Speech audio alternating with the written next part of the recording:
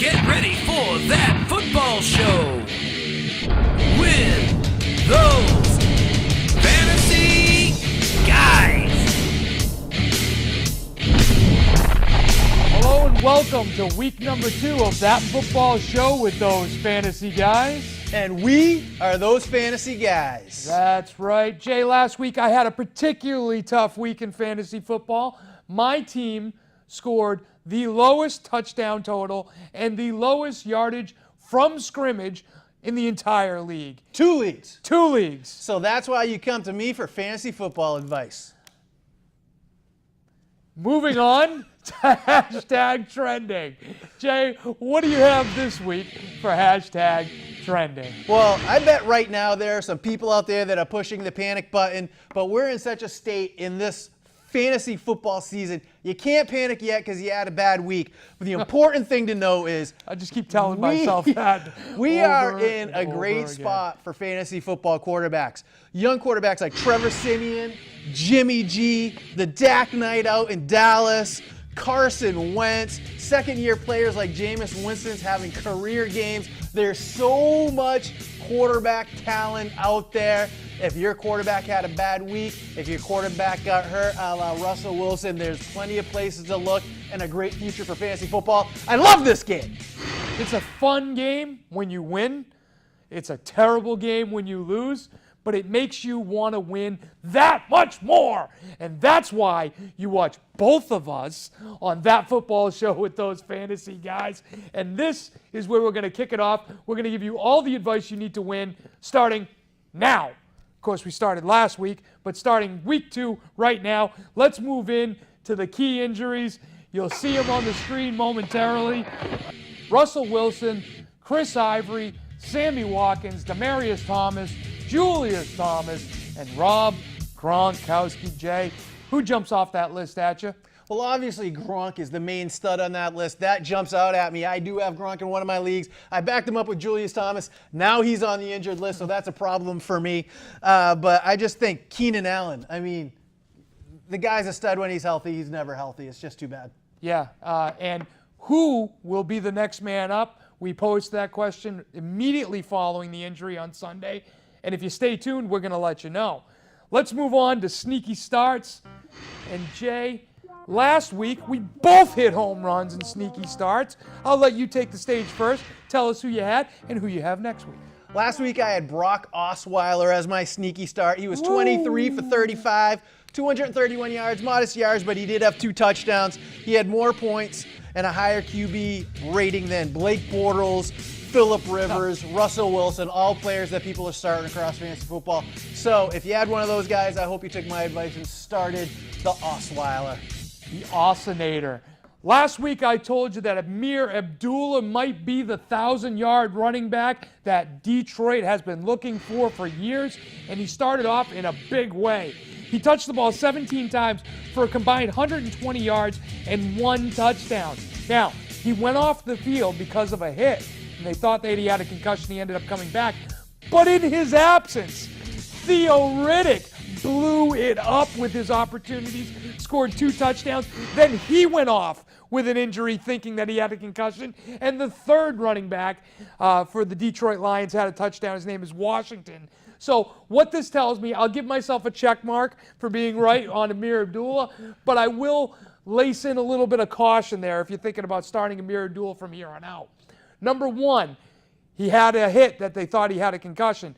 Number 2, his backup came in and played better. And number 3, the backup went out and scored a touchdown. The third-string player scored a touchdown in the absence of the other 2. Go ahead. I have a number 4. He ain't playing the Colts every week. This is also true. But here's the thing. Here's what we do know from that game. The Lions are dedicated to getting their running backs the football, which is not something they've done in the past. So whoever the healthy back is, be it Theo Riddick or Amir Abdullah, I think if you can, you try and get them both. And then whoever works out in that situation, you have a decent number 2 running back. Moving on to this week, Jay, how are you going to follow up the Osinator? Well, last week I went with Osweiler. This week, as we already mentioned, Keenan Allen out already in week 1. That's too bad. It's almost like you get a sense of deja vu. So what I'm going to do is say that you go with Sammy Coates. Yes, I know Eli Rogers had the touchdown, and Eli Rogers had a couple more targets, but my thing is Sammy Coates is the starter opposite Antonio Brown. Sammy Coates also had 2 catches for 56 yards, and Sammy Coates was also the target on the touchdown that Eli Rogers caught. That can't be emphasized enough. Roethlisberger was throwing the ball to Sammy Coates. He had the ball bounce off his face mask, and it fell into Eli Rogers' hands. So I think the size and the speed, he's going to be the number 2 opposite Antonio Brown all year. He's going to see single coverage, obviously, after what Antonio Brown did last week. I think he's in for a big week this week. I think if you have a spot start, if you had Keenan Allen, you can start Sammy Coates with confidence this week. I agree with you, although one caveat is that Eli Rogers had the targets. And we talk about opportunity is very important here. But you feel that the big playability is more important than the targets in this case. Big playability, size, and speed. I think those 3 things make him the obvious choice. Speaking of big playability, size, and speed, my sneaky start for the week is Mike Wallace. Mike Wallace last week had 3 catches for 91 yards and this long touchdown. Now, Joe Flacco is back and has arguably the strongest arm in the NFL. And Mike Wallace has the speed to blow out secondaries and get downfield. Now, if you don't like Mike Wallace, I got another one for you. Steve Smith, owned in the same amount of leagues, 50% of leagues for each of them. Flacco is going to throw the ball to 1 or 2 or both of these guys, and they're playing the dreadful Cleveland Browns this week, who got cut up, really, by a rookie quarterback who threw for 2 touchdowns, no interceptions. They couldn't even harass a rookie, and Flacco is no rookie. I'm looking for Mike Wallace to have a decent day against that Cleveland Browns secondary. Now, he was targeted 6 times in the game. So if we do a little math here, and I whip out my fingers, and I take my shoes off, and I add some stuff up, if he caught all 6 balls, potentially that could have been, I'm going to use one of your words, if you extrapolate the numbers out to 6 catches, that's 180 yards and 2 touchdowns. That's an amazing day by a fantasy wide receiver. Now, the problem with Mike Wallace is he doesn't catch all the balls that come at him. That is a big problem. but he's clearly the deep threat in that offense. With Steve Smith being 37 years old, we were talking about Frank Gore before the show literally being 40. 37 is pretty damn close to 40, excuse me. And you know, while he was targeted 9 times, I think he had like 16 yards. So playing something silly like that. Playing a much different defense this week, Flacco should be able to cut up that defense pretty well, and I think Mike Wallace has a decent day. Easily a flex start this week. Let's move on to tough sits. Sit down, Waldo. Tough sit last week. It's almost like I was Nostradamus or I had somebody in the Patriots locker room. I do have Deflating a connection balls. there. I can't give up my spot. I can't tell you who I was talking to, but I told you to sit Gronk last week. Hopefully you watched the show to Thursday, Friday, Saturday, and picked up a tight end for when Gronk was out on Sunday and had somebody to put in there. That kind of information you can't get anywhere else. Was anybody else on any other fantasy football show telling anybody to sit Gronk? No. You hear that here on that football show. Hopefully you listened and you got somebody in there. That is why you watch that football show with those fantasy guys. My tough sit last week is why you don't watch that football show with those fantasy guys, and it was reminiscent of the way my fantasy weekend went. However, I feel that what happened to me last weekend is I fell for the oldest trick in the book. I fell for a little coach speak. Coach came out and said, oh, he's not really ready. We're not going to use him that much. We're not going to throw the ball at him. We're going to spread out his playing time over the course of the game. Yeah, 12 targets, 6 catches, 91 yards, and a touchdown. Calvin Benjamin was a great start against a great defense. And like I said, I fell for the coach speak. And, you know, what can I say? Benjamin is cleared. By my book, he gets the rubber stamp from here on out. Fantasy wide receiver 2, borderline 1 from here on out. You just roll with him from here on out. So, this week, Jay, how are you going to continue your success? This week, if I had an opportunity to draft a week ago, 10 days ago, My number one pick, almost format, doesn't even matter, is Todd Gurley. That's who I would have picked number one. If he was there at number 2, I would have taken him. If he was there at number 3, I would have taken him. That's my guy. I told you about Todd Gurley in the offseason last season. You know I love him. You stole him from me. My point is, Todd Gurley, if I drafted him number 1, I'm sitting him week 2. How crazy is that? He's going against Seattle, one of the best defenses in the league. He's going against Seattle. They have a quarterback that clearly is not backup quality quarterback. He's not a third-string quarterback. I don't know what they're doing there in Los Angeles. Maybe they're making some sort of movie, and this is all part of the plot. The prequel. We're going to have this great redemption story at the end of the year. Right now, you can't trust Case Keenum, which means there's going to be 8, 9 guys in the box because he doesn't throw it more than 4 yards downfield. You can have 9 guys in the box and cover 5 yards downfield. So there is absolutely nowhere for Todd Gurley to go. And I notice whenever I have a player that I'm talking about, I get old highlights. When you have a player, they're current highlights. Yeah, Next. we have to talk to the intern about that. But, the offensive line is a mess for the Los Angeles Rams. The passing game is a mess for the Los Angeles Rams, and it all reflects back to the running back and Todd Gurley. I agree with you. However, I'm in the unfortunate situation where I have no choice but to start him and hope for the best. I mean, it is Todd Gurley. Eventually, they're going to figure it out, and he's going to move the ball a little bit. But without help from the offensive line or help from the passing game, he's just not going to go anywhere, especially against that defense. My tough sit for this week, I am looking for redemption. I am sitting Carlos Hyde. Last week, Carlos Hyde had 28 carries for 88 yards and 2 touchdowns. And look, that's an old clip. Now, last week, they were playing an awful team. We just talked about them. They were horrendous. They couldn't get out of their own way. That's why it led to 28 carries for Carlos Hyde. And on 28 carries, you would expect a little bit more than 88 yards. So that's a little bit of an indication as to what we're looking at here with the San Francisco 49ers, who everybody thought might have been the worst team in the league. Now we know it's the Rams. Or the Browns. Well, I think, we're going to talk about that in a minute. Now, Carlos Hyde this week, though, gets a much tougher defense with the Carolina Panthers. And he's not going to find the running room that he had against the Rams, because the simple reason is that the 49ers have very little in the way of a passing game, much like the Rams, and they're just going to stack the box. They're going to do exactly what the 49ers did to Todd Gurley last week.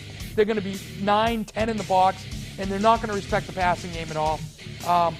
The 49ers are going to be playing from behind. That's not good for a running back, and they're more likely to get blanked, to be honest with you, than anything else. I think that Hyde probably still gets his touches, probably 25 touches, maybe 50, 60 yards, and maybe a fluky touchdown. But all indications are that he's not going to put up the numbers that he did last week. I'd sit down Carlos Hyde for better options. I agree with you 100%. I think it's kind of funny because we like to say between us we know everything about fantasy football but agree on nothing. I couldn't agree with you more on the Carlos Hyde. He was almost my pick. I mean, if you go back to last year on Sunday Night Football against the Vikings, Carlos Hyde was a megastar. In week 1. Yeah. He played the late game Monday night and blew up. And then what did he do for the rest? I don't think he had that many yards or touchdowns for the rest of the season. I think he's doing the same thing this year. We just saw the pinnacle of Carlos Hyde. You might almost want to sell high. Sell high on Carlos Hyde. I love it. Perfect segue to Wall Street. Buy low, sell high. Here we go, baby. Woo! Jay, who do you got for buy low, sell high Wall Street this week? This week I'm coming at you. As I mentioned last week while discussing the Osweiler, I told you the Houston Texans have added weapons. One of those weapons is Will Fuller, had over 100 yards. Go back and watch the tape. We mentioned the name. Had over 100 yards, had a touchdown. Said it last week. I said the weapons that they've added are going to be incredible. I think the Texans are the team to watch. My Madden research over the past month have told me the Texans are the team to watch in the NFL.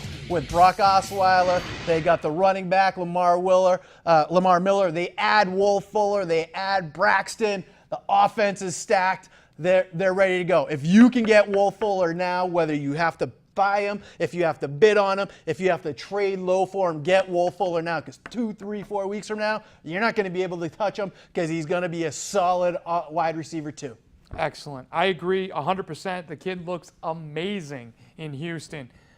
My buy low this week, and we're doing all buy lows this week, obviously, is not the guy in San Diego that's taking over for Keenan Allen. It's the other guy. The other guy is Tyrell Williams. Williams caught 2 passes for 71 yards, and both of his catches were for over 30 yards. This is from the preseason, but it's a good example of the kind of speed and athleticism that this kid has. Not only that, but he looks like Keenan Allen on the field. He's 6'4", 205 pounds, and he is a big target for a team that wants to throw the ball a ton. They threw it a ton last week, even without Keenan Allen. Last year, Phillip Rivers' numbers suffered after Keenan Allen went down. This year, I think they have a backup plan. I think that Travis Benjamin is going to be a high-volume guy, but this guy is your home run hitter on the Chargers. And he has a rapport with Phillip Rivers already, who I think is a future Hall of Famer quarterback. Go out and add Tyrell Williams. Whoa, out of left field. Really? You don't think that Phillip Rivers has the credentials to be a Hall of Fame quarterback? Not unless he wins a Super Bowl. So not the Hall of Good. So wait. So you're telling me that there's no quarterback in the Hall of Fame that has not won a Super Bowl? No, there is. They're all much better than Phillip Rivers. Dan Marino, much better than Phillip Rivers. We'll see. Phillip Rivers throws for a bunch of yards every year, and you can't just do that in the NFL. Look at. They've totally changed the rules so everybody can throw. You can be Not a rookie. the Rams. You can be a rookie and come in and throw for a bunch of yards. The Rams can't throw for any yards. Yeah, well, the that's 49ers Rams. can't throw for any That's yards. the 49ers. The Browns can't throw for any yards. Okay, so the other 28 teams can throw for plenty of yards. They've made the rules so you can throw for plenty of yards. The point is that while everybody is busy adding Benjamin, you can add Tyrell Williams for $1, and I think that you'll get a much better bargain for your dollar. Though we don't agree on Phillip Rivers, I do agree. I've done the Madden research on this kid too. So tell everybody what the Madden research is, because I know what it is because I'm friends with you, but our viewers might not understand this Madden research reference. I just play a lot of Madden, so I know a lot of players that are out there that are available that aren't rated. They could be rated a 66, but you're 6'4" with 94 speed. I'll take that all day. This is the guy you're taking fantasy advice from. Yeah, not the guy that went 0-4, that's for sure. Let's move on to the Facebook question, Jay. Here it is. Would you take Jameis Winston versus the Cardinals or Andrew Luck versus the Broncos? This is a tough pick for me, and I will tell you why. Both of these are my quarterback. Andrew Luck is my quarterback for the next decade in my Dynasty Keeper League, and Jameis Winston is the quarterback for my favorite team, the Tampa Bay Buccaneers. So it is a very difficult call for me, but based on the matchup alone, this week, I'm going with my Bucs. Jameis Winston, the kid has turned a corner. He is an absolute stud. If you can get Jameis Winston, you need to get him. He threw 4 touchdowns last week. He's going to throw 3 touchdowns this week. The Patriots may have exposed the Cardinals' defense a little bit, and Jameis Winston might take advantage of it. And Mike Evans is a stud. Austin Seferius-Jenkins, what a catch. We mentioned him last week. We sure what a did. catch he had. Yeah, unbelievable catch. He only had 1 catch, but it was an unbelievable catch. And while I will say that Jameis Winston looks much improved from last year, he also had a lot of overthrows in that game. He threw an interception. There was a lot of miscues, and you might be able to account that for week 1 in the NFL. But there was some things to worry about there too. And again, not playing a great defense. I think in this situation, I'm going to take Andrew Luck. Andrew Luck has better weapons. I think he's a better quarterback, mechanically, and he's playing a much tougher defense. But I think that, the best quarterbacks in the game elevate their play to their opponent. And I think that you're going to see that with Luck this weekend. I don't think he's going to throw 4 touchdowns and 400 yards against Denver, but I think he's in the conversation for 2 touchdowns and 350 yards this weekend, which is a good start against a tough defense. All I know is this Facebook question, this is the kind of problem I like to have. I absolutely agree. Drafted a good team. If you have both of these guys on your team, you could essentially flip a quarter and make it out okay this weekend. All season. Yeah. Now, if you have a Facebook question and you like Facebook, you can like us on Facebook by searching us at That Football Show with those fantasy guys and look for the shield. That's how you know you found us. All of our shows are posted there, and you can conversate freely with us on that football show with those fantasy guys on Facebook. Let's move on to weekly leagues. Jay, tell us who you have in the weekly gambling, not gambling leagues of DraftKings and For entertainment purposes only, Exactly, I yes, suggest yeah. that you take Sterling Shepard. There he There's a is. number of reasons. The pay. He's not going to be a high-rate player. Yep. The opportunities he got last week shows Yep. that Eli's not afraid to go to him. The talent he showed when Eli went to him, and the team he is There you playing. go. That's the most Saints. important one. All those things add up to a bargain that you can build your team around. Go with Sterling Shepard this week. Now, because you're talking about Sterling Shepard in the game between the Giants and the New Orleans Saints, thank you. I almost took Drew Brees as my tough sit, but I backed up off of it because I think he's still going to throw 2 touchdowns.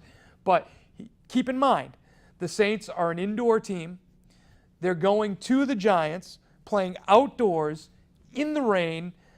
I think Drew Brees comes way back down to earth this week, and that might affect your pick a little bit because if it's a blowout if it's a close game going the other way, then he might not get that many targets. But I'll defer to your superior knowledge of weekly leagues, and that is going to do it for this episode of That Football Show with those fantasy guys.